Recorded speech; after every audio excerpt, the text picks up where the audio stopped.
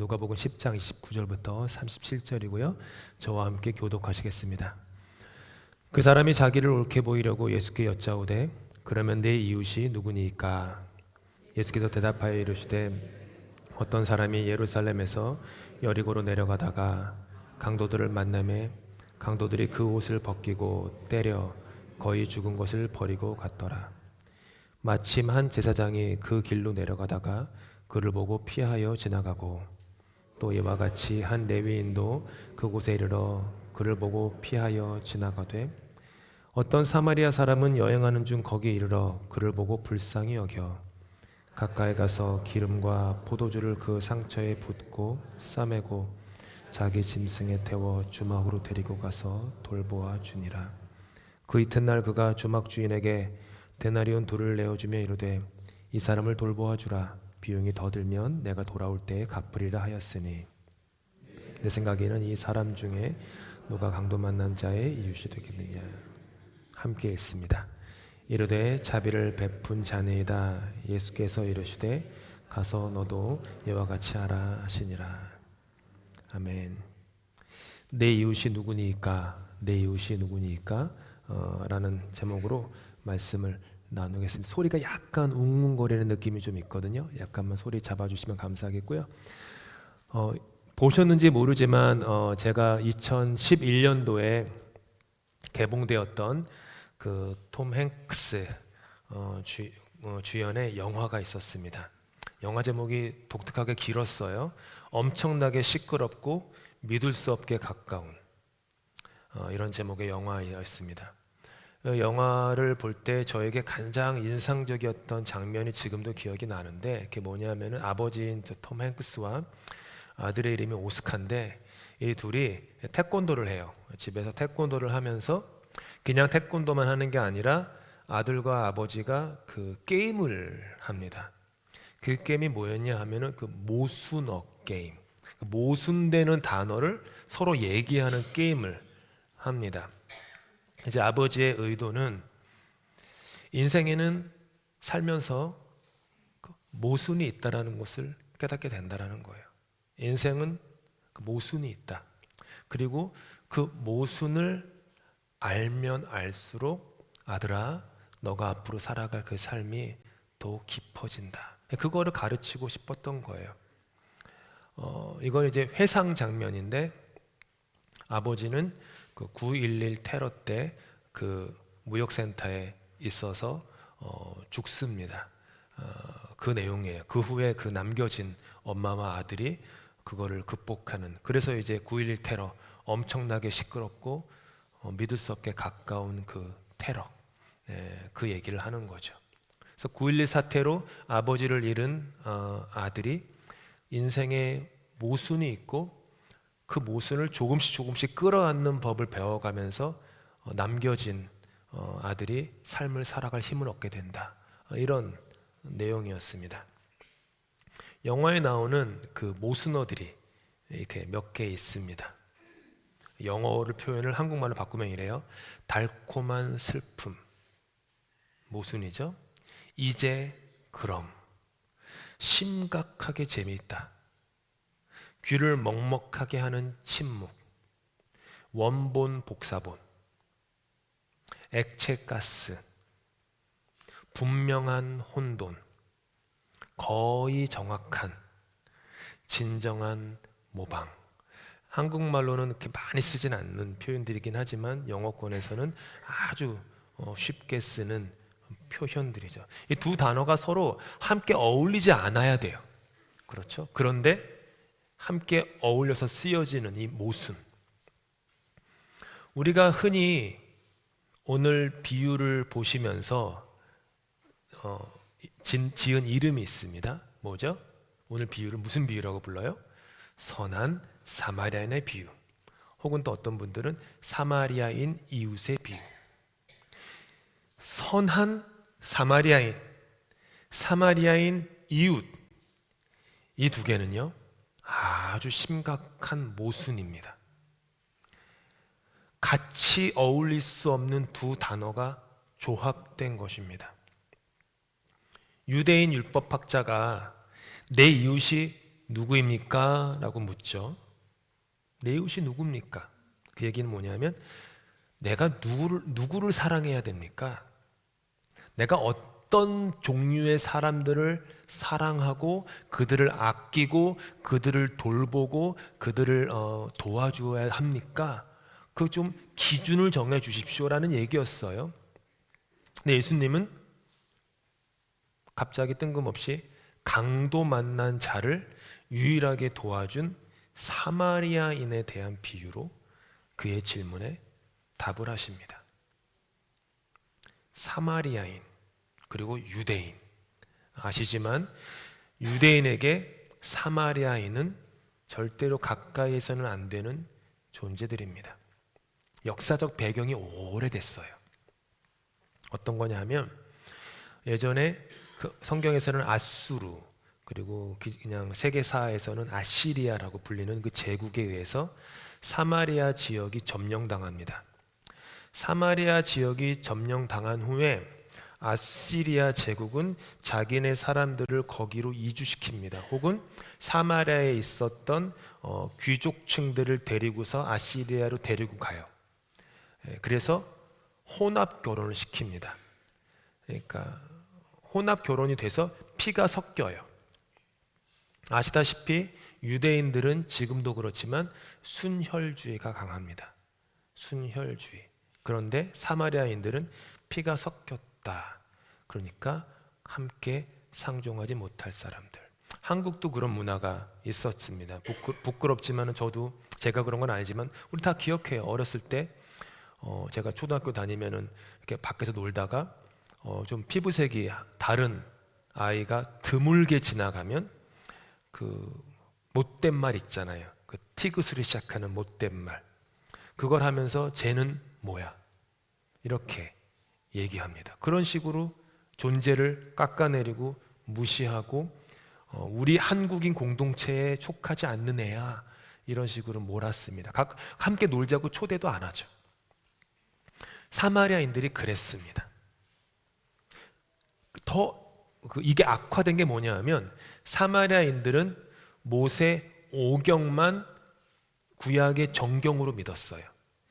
창세기, 출애굽기, 민수기, 신명기, 레위기 이것만 성경으로 믿고 나머지 시편, 이사야, 예레미야 이런 것들을 자기들의 성경으로 받아들이지 않았습니다. 그러니까 벌써 갈등이 생기죠 거기서.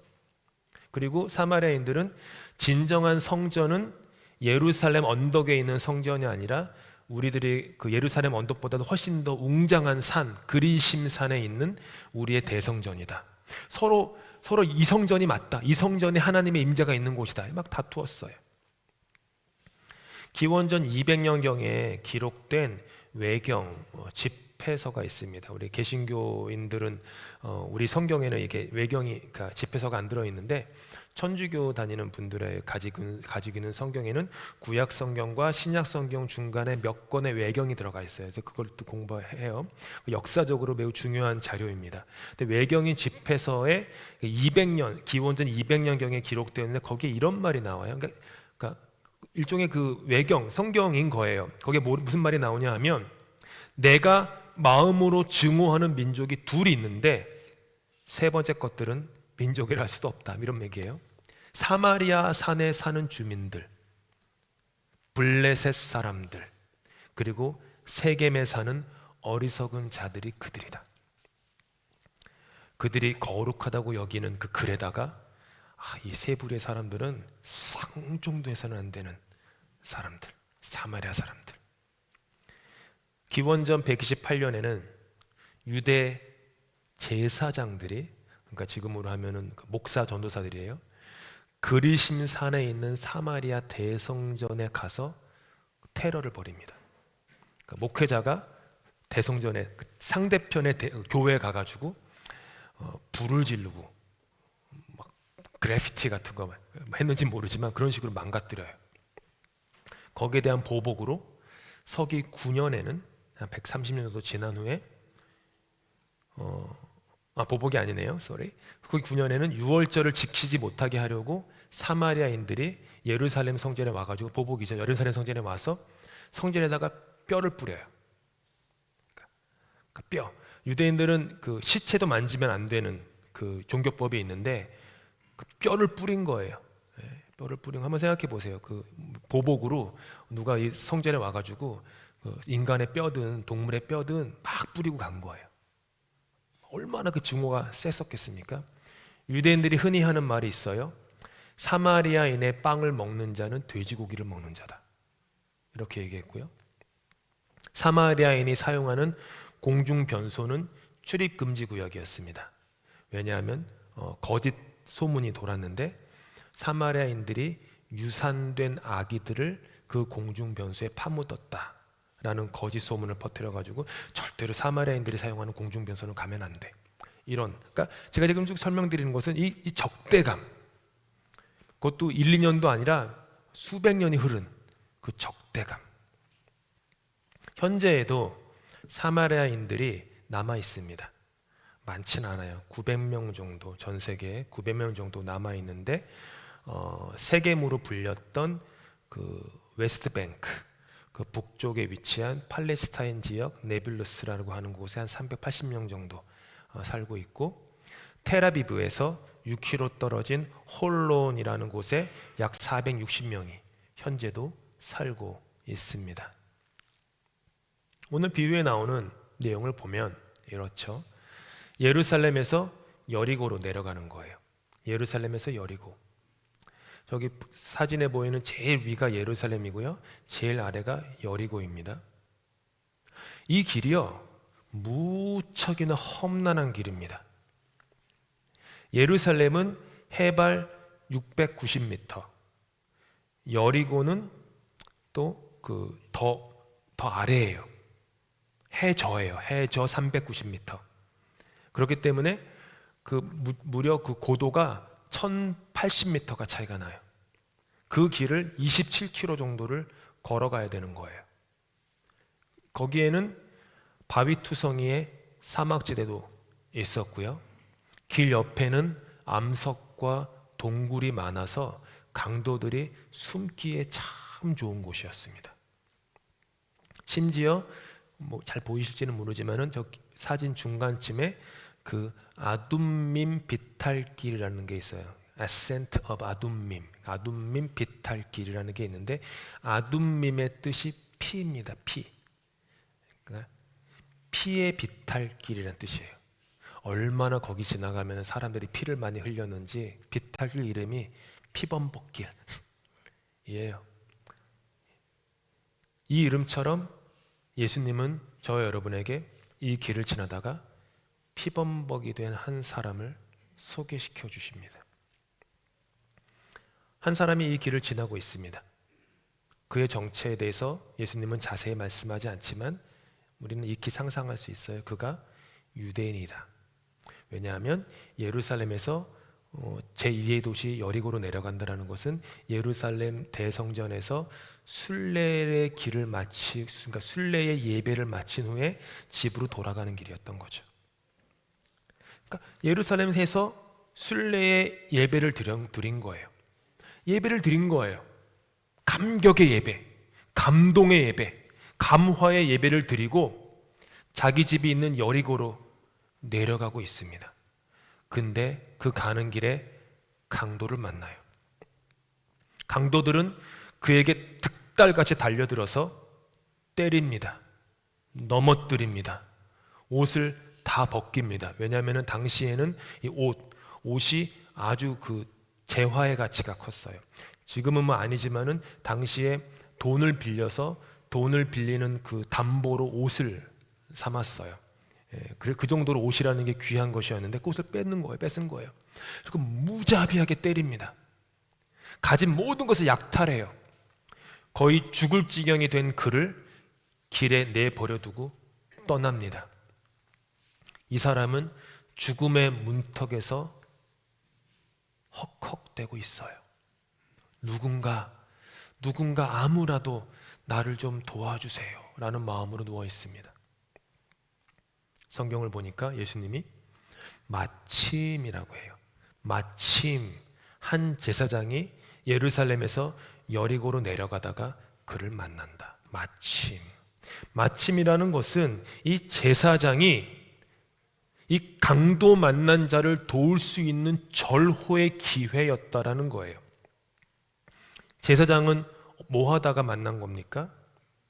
예루살렘 대성전에서 제사장으로서의 예배의 책임을 마쳤고, 당시 예루살렘을 제외하고 제사장들이 가장 많이 살고 있었던 여리고라는 도시 자기 집으로 돌아가고 있던 길이었어요.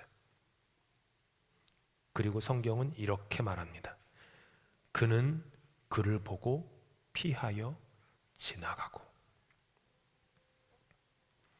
마침 그를 도울 수 있는 절호의 기회가 그에게 주어졌는데, 교회에서 주님 하고 눈물 흘리고 감동받고 감사합니다라고 성도들과 귀한 교제를 나누고 집에 돌아가면서 그를 보고 피하여 지나갔다.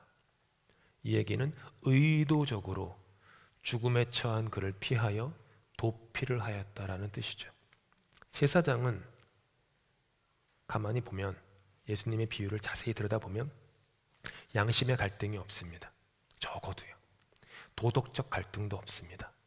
종교적 갈등, 신앙적 갈등도 없이 그냥 딱 보고 길 반대편으로 피해서 지나갑니다. 마치 더러운 것 본 것처럼 지나갑니다.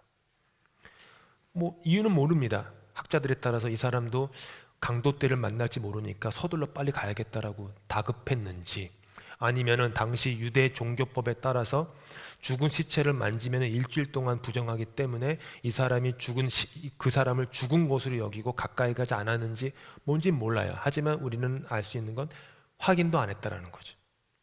한 사람의 자연인으로서, 그리고 성전에서 봉사할 책무를 맡은 제사장으로서 어떤 노력도 하지 않은 거예요. 저로 치면은 목사로서 어떤 노력도 하지 않았다라는 뜻이죠.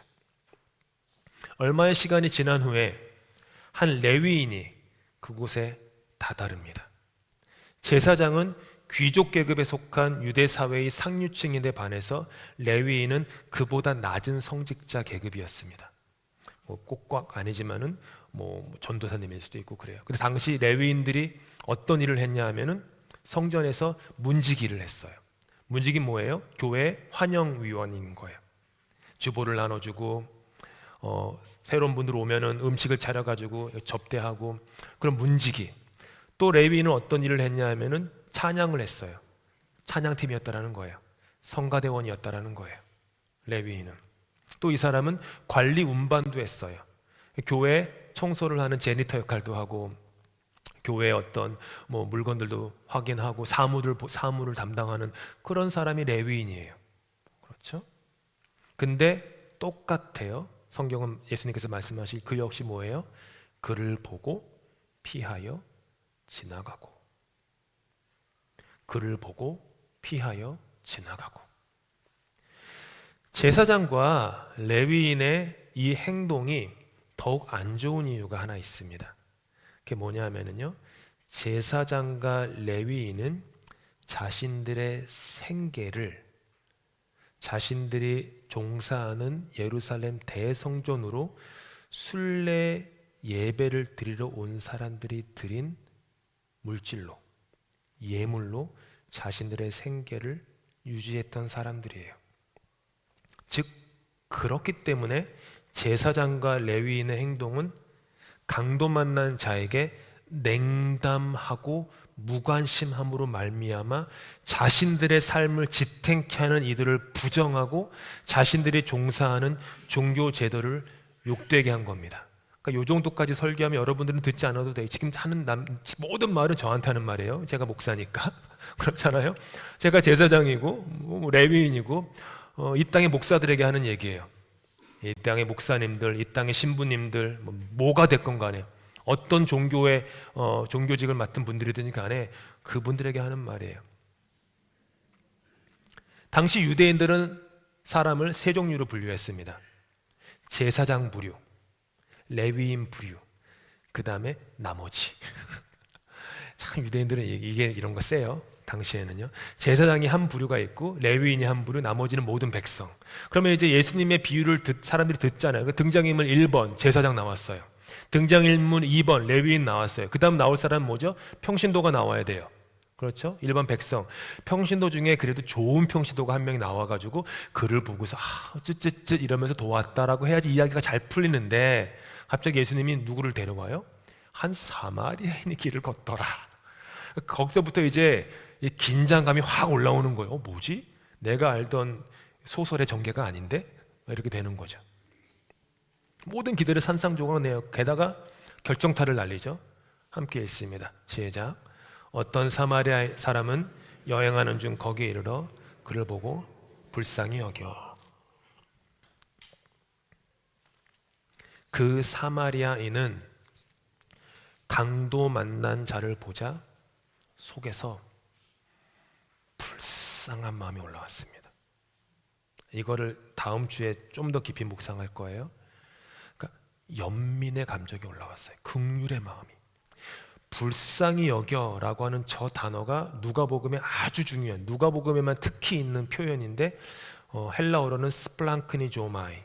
스플랑크니조마이라는 뜻은 뭐냐면은 어떤 사람이나 현상을 보고 내 오장육부가 막 뒤틀리면서 불쌍한 마음이 속에서 이는 감정, 그 감정을 스플랑크니조마이라고 불러요. 그러니까 사마리아인은 보고서 에휴, 이게 아니에요. 그냥 자기의 오장육부가 막 뒤엉키는 거예요. 불쌍한 마음에, 연민의 마음으로 막 어쩔 줄 모르겠는 그 마음이 있었다라는 거예요. 사마리아인이. 그래서 그는 자신의 옷을 찢습니다. 뭐 붕대 가지고 다녔겠어요? 누구 만나면 도와줘야 해가지고 뭐 반창고 가지고 다녔겠습니까? 그냥 자기 옷 찢은 거예요. 그 귀한 옷을 찢어서 그 사람의 상처난 곳을 싸매줍니다. 그 다음에 기름을 발라요. 기름은 상처의 통증을 삭히는 역할을 하죠. 그 다음에 포도주를 또 부어줘요. 뭐죠? 살균을 시켜줬다. 살균시킨 거예요. 그 다음에 자신이 타고 온 나귀에다가 그를 올려 태웁니다. 이런 모든 과정 속에 어떤 일이 벌어졌을까요? 사마리아인의 옷에는 강도 만난 자의 피가 다 묻어가지고 사마리아인도 몸이 피범벅이 됐다는 거예요. 그리고 나귀에 태웁니다. 자기는 걸어갑니다. 그리고 주막으로 데려가요. 그리고 강도 만난 자를 하루 동안 정성스럽게 돌봅니다. 35절에 보니까 그 이튿날 그가 떠나요. 근데 그냥 이튿날 그러니까 이게 좀 느낌이 없으신데, 시리아어로 쓰여진 신의 역본에는요, 이 이튿날이라는 표현을요, 그날 이른 새벽에라고 번역해요. 그날 이른 새벽에, 동트기 전에. 이 얘기 뭐냐 하면 사마리아인이 시간이 남아 돌아가지고 그 사람 도운 게 아니라, 사마리아인은 아주 촌음을 다투며 살았던 바쁜 사업가였던 거예요. 이 바쁜 사업가가 가던 길 멈추고 도와주고 여관에 데려다 놓고 하루 동안 돌본 후에 자기 구매인들을 만나야 되니까 아주 이른 새벽에 떠나는 거예요. 그냥 떠나지 않아요. 새벽에 떠나면서 주막 주인에게 데나리온 2를 줘요. 데나리온 2이 얼마냐 하면 당시 로마 제국의 일반 주막, 일반 호텔, 여관 하루 숙박비가 32분의 1 데나리온이었습니다. 32분의 1 데나리온, 즉 1 데나리온을 갖고 32일을 호텔에 묵을 수 있었어요. 2 데나리온을 줬다는 건 뭐죠? 44일 동안, 2달 동안이나 호텔에 머물 수 있도록 호텔 매니저한테 돈을 준 거예요. 그리고 또 말해요. 내가 돌아올 텐데 행여나도 그 사람 돌보다가 돈이 더 들면 그 비용을 내가 리임버스 돌려주겠으니까 이 사람을 꼭 끝까지 책임지고 잘 돌보아 주십시오. 사마리아인은 그 강도 만난 자를 끝까지 돌보아 줍니다. 이렇게 비유를 마치신 예수께서 율법 교사를 바라보시며 질문하세요. 내 생각에는 이 세 사람 중에 누가 강도 만난 자의 이웃이 되겠느냐? 그러면 대답이 뭐로 나와야 돼요?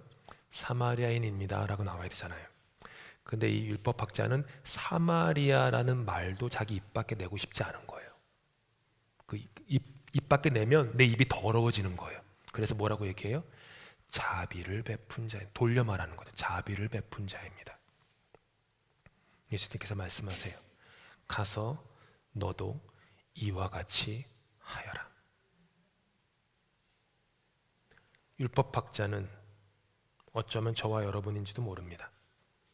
율법학자는 오늘 성경 시작 부분에 말씀을 읽었듯이 스스로를 옳게 보이는데 온 마음을 쏟던 사람이었어요.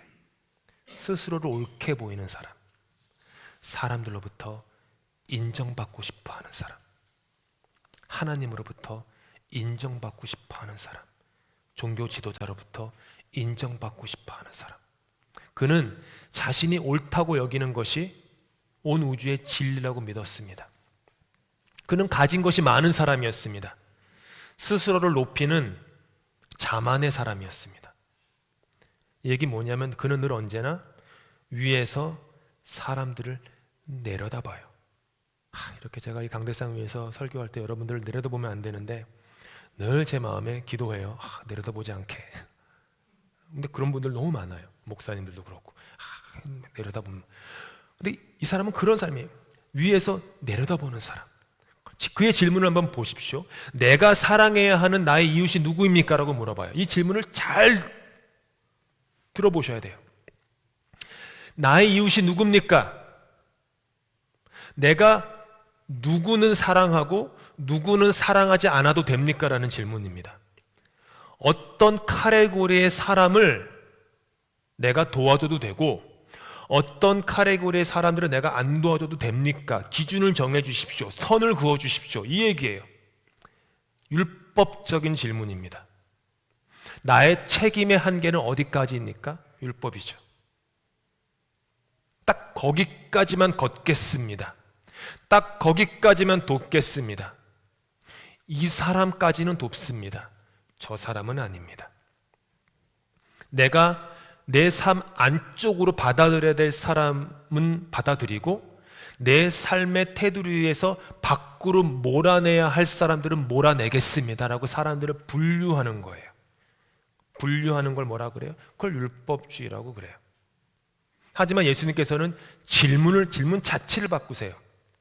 누가 강도당한 자의 이웃이 되겠느냐? 누가 강도당한 자의 이웃이 되겠느냐? 다른 말로 하면 나의 삶과 세상과 하나님과 성경과 그 존재를 바라보는 그 시선이 바뀌어야 된다는 거예요. 위에서 아래로 내려다보는 시선이 아니라 강도당한 자 그 밑바닥에서 그 구덩이에서 그 초라하고 처참하고 나약하고 모자란 그 자리에서 인생을 볼 수 있어야 된다라는 얘기죠. 우리 모두에게는 마음 안에는 보이지 않는 선이라는 게 있습니다.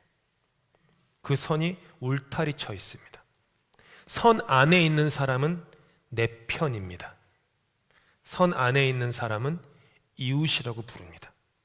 그리고 그 선 밖에 있는 사람은 남입니다. 타인입니다.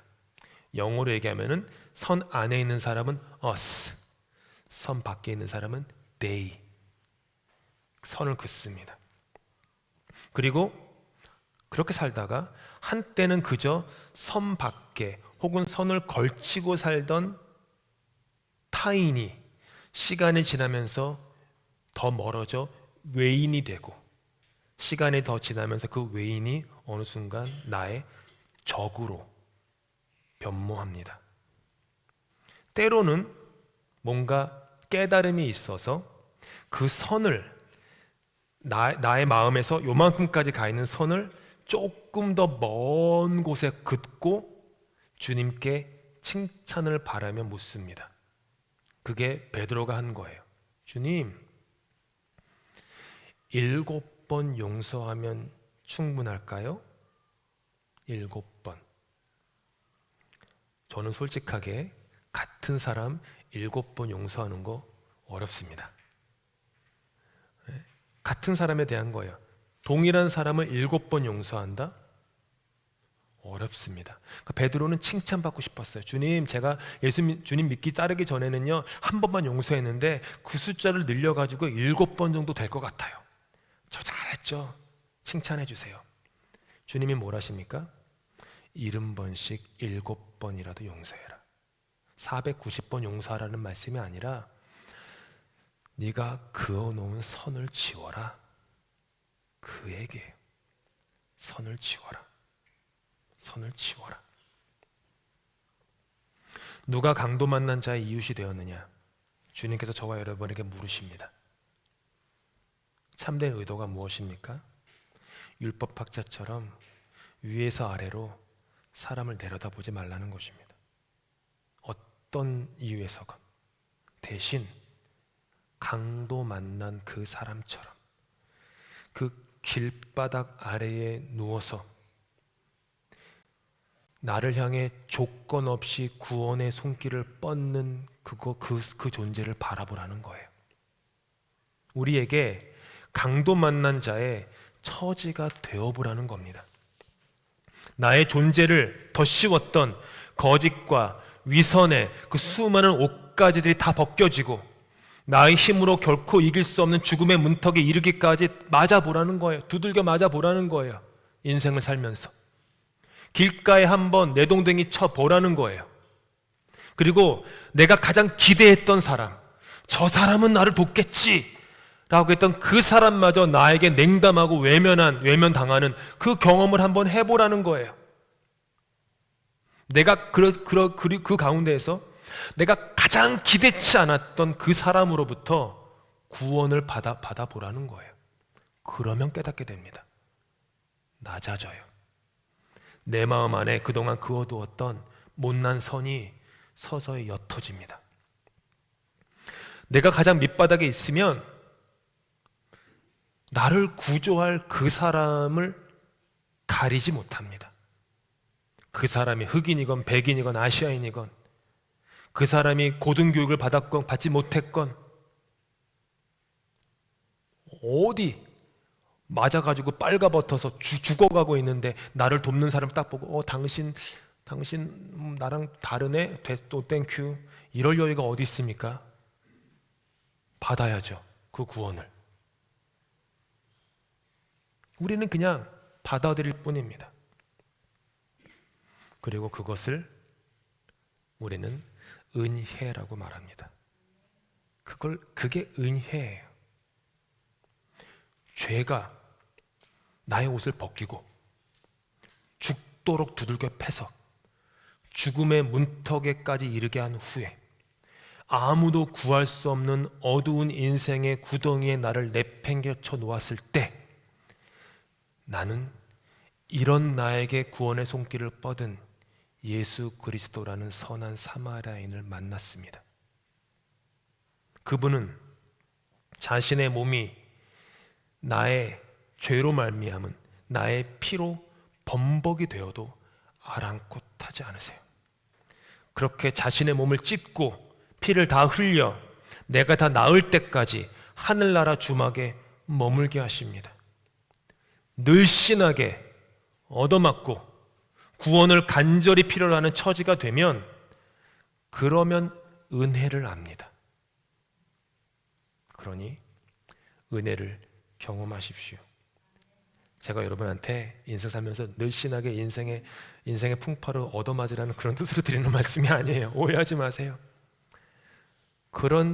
내가 그런 처지임을 받아들이라는 거예요. 겉으로는 사람들이 괜찮게 보도 사실은 나라는 존재가 얼마나 나약하고 강도 만난 자처럼 발가벗겨지고 피 흘리고 그냥 죽어가고 있는 존재인지를 깨달으라는 거예요. 그렇게 은혜를 경험하면 돼요. 선한 사마리아인이 되기 전에 내가 강도 만난 자였음을 깨달아야 됩니다. 죄로 피범벅이 되었던 나에게 구원의 손길을 뻗은 예수 그리스도를 바라봐야 됩니다. 그렇게 은혜를 알게 되면 그 후에 나는 누군가에게 선한 사마리아인이 될 수 있습니다. 모든 것이 은혜임을 진정으로 깨달은 자, 그가 선한 사마리아인입니다. 은혜는 사람을 가리지 않기에 나 같은 죄인도 구원받았습니다. 신앙생활 하시면서 늘 은혜를 사모하십시오. 늘 은혜를 바라보십시오. 높은 데 있지 마십시오. 낮은 대로 내려가십시오. 거기서 사람들을 바라보십시오. 거기서 사람들을 위로 쳐다보십시오.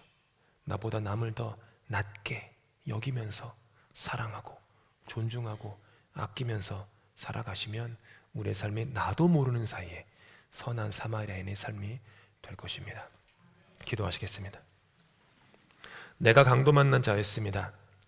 세상의 험한 바람은 존귀로 나를 감싸주었던 옷을 빼앗아가고 죄와 연약함의 거센 파도는 나의 마음을 사정없이 패서 죽음의 문턱까지 이르게 하였습니다. 그리고는 아무도 눈여겨보아주지 않는 이 캐나다 타양살이의 길 모퉁이에 나는 내팽겨쳐졌었습니다. 나를 돌아봐주리라 여겼던 신랄 같았던 기대들은 허무하게 부서졌습니다. 하지만 이런 나를 돌봐주신 분이 계셨습니다. 아무 죄 없으신 주님께서 십자가에 피 묻은 손으로 나의 죄로 인해 피 묻은 나의 손을 잡아주셨습니다. 일어날 힘이 없는 나를 일으켜 당신의 십자가 등에 업어주셨습니다. 그리고 당신의 나라로 인도하여 주셨습니다. 모든 것이 은혜입니다. 오직 은혜입니다. 이제 이토록 측량 못하고 한량없는 은혜를 입은 나 역시 주님께서 나에게 선한 이웃이 되어주셨듯이 내 삶의 누군가에게 선한 이웃이 되게 하여 주시옵소서. 예수 그리스도 이름으로 기도합니다.